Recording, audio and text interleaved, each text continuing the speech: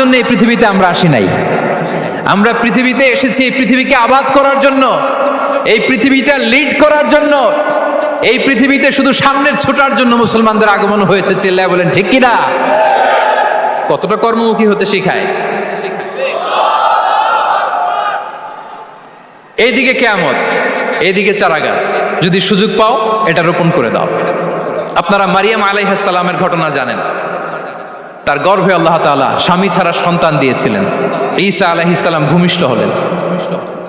পাশ দিয়ে বয়ে যাচ্ছে স্রোতস্বিনী ঝর্ণাধারা, আর এদিকে খেজুর গাছ। একটা খেজুর গাছের পাশে হেলান দিয়ে তিনি ক্লান্ত, শ্রান্ত, পরিশ্রান্ত মারিয়াম আলাইহিস সালাম, এবং প্রচন্ড ক্ষুধার্ত। কোত্থেকে খাবার পাবেন? আল্লাহ তাআলা বললেন, ওয়াহুজ্জি ইলাইকি বিজিযইন নাখলাতি তুসাকিত আলাইকি রুতাবান জানিয়া। মারিয়াম, একটু কষ্ট করো। এই যে তোমার পাশে খেজুর গাছ, এই খেজুর গাছের ডাল ধরে টান দাও, দেখবে সুমিষ্ট খেজুর টপ টপ করে নিচে পড়বে। আচ্ছা, আল্লাহ তাআলা চাইলে এমনি অটোমেটিক্যালি খেজুরগুলো নিচে ফেলতে পারতেন না? আওয়াজ করে বলেন, পারতেন কি না? না, এটা সুন্নাতুল্লাহি ফিল আরদের বিরোধী। আল্লাহ তাআলা চেয়েছেন মারিয়াম একটু করুক, এরপরে বাকিটা আমি করি। সুবহানাল্লাহ বলবেন না?